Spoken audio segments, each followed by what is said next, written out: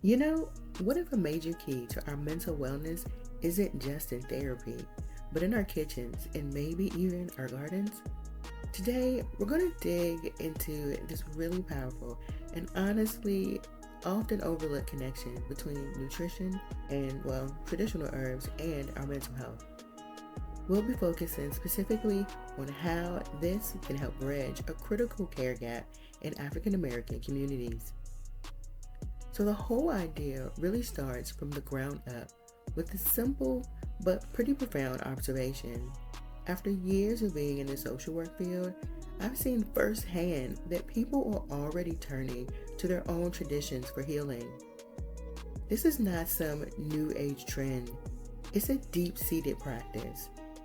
And it points to a real need for care that is both culturally grounded and accessible. And that right there is our starting point. Because here's the reality. On one hand, studies consistently show African American adults report high levels of psychological distress.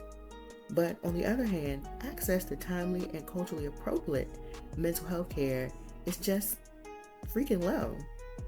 This just isn't a gap, it's a chasm. So let's just call it what it is, a persistent care gap. And look, this isn't happening by accident. It's driven by a whole mix of things. You've got structural barriers like cost and not enough providers, a deep and, let's be honest, historically justified cultural mistrust for medical institutions, and of course the stigma that still surrounds mental health and mental illness. And the numbers, they're just stark. Studies show that African American adults are 30% less likely to get mental health treatment compared to their white peers. Now, that's not just a statistic, right? That represents millions of people navigating emotional stress without the support they really need and absolutely deserve. So when we're facing a gap like that, where do we even start to look for solutions?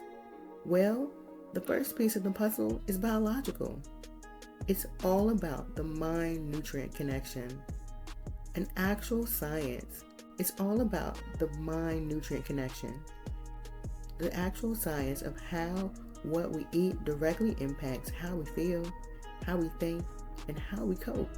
All right, so let's talk about micronutrients.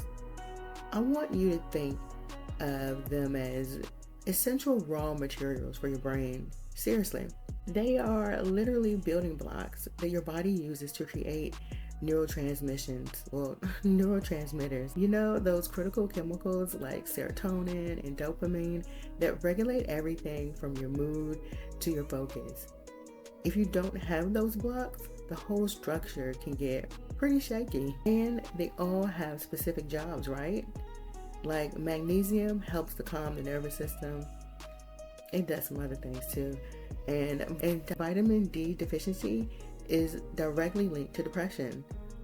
The B vitamins, this is totally non-negotiable for producing those key mood chemicals.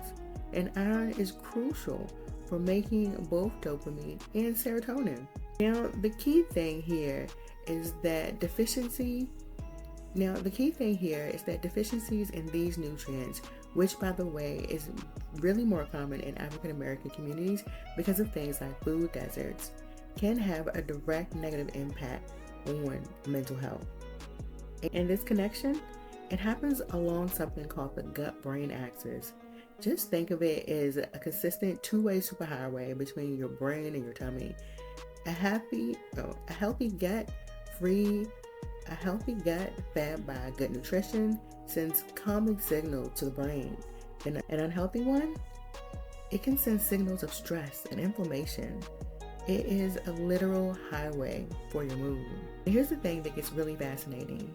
This modern science connects with something much, much older, ancestral knowledge. This part is all about wisdom and the roots, how traditional herbalism just intuitively knew about these connections long before we even had labs to prove it. You see, for generations, ancestral healing traditions have been using specific plants to help with emotional distress. And now modern science is taking a closer look at how these exact same plants, and what did they find?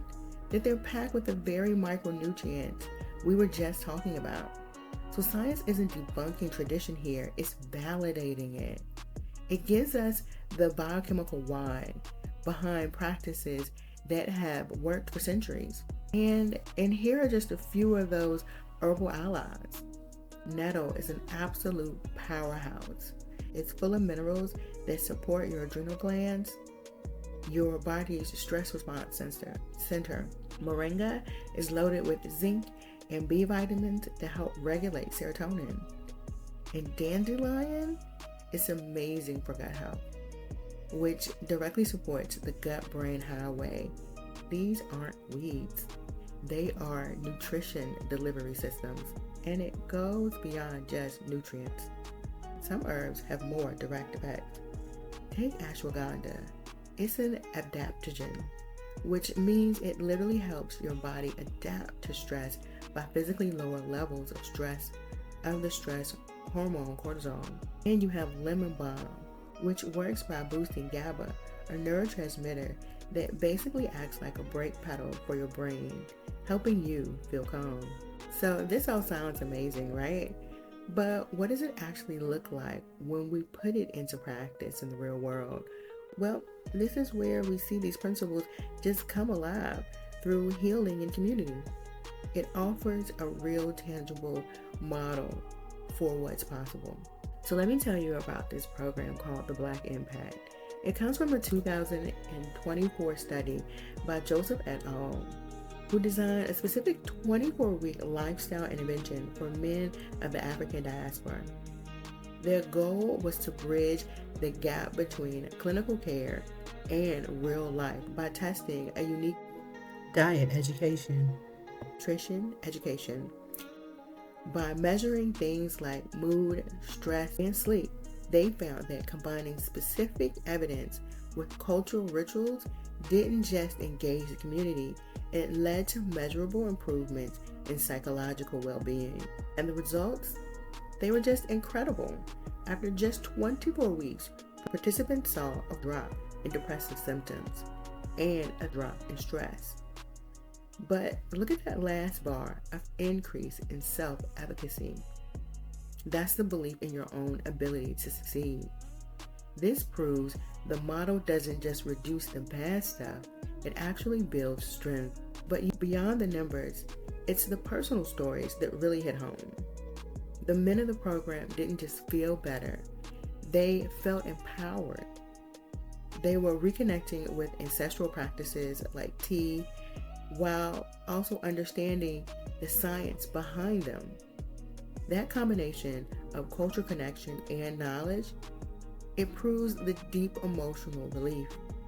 It's healing that just resonates on every single level. So when you put all those pieces together, what do you get? You get a new vision for wellness. It's a vision that's more holistic, more equitable, and honestly, more effective because it honors the whole person, their biology, their physiology, and their culture. So this is the blueprint, and this is the path forward. We have to integrate nutrition into standard mental health care. We have to honor ancestral knowledge, not as alternative medicine, but as a valid and powerful therapeutic tradition. We need to advocate for equity, which means tackling things like food deserts and other systemic barriers. And finally, we've got to expand the education to our own clinicians so they have these essential tools. And that really leaves us with this final thought. So long, we have been looking for answers in sterile offices and kind of isolated solutions. But what if the future of mental health care is more integrated than that? What if it's not just about finding the right prescription, but also about rediscovering the profound wisdom that lies right there in our food, in our traditions, and in our roots?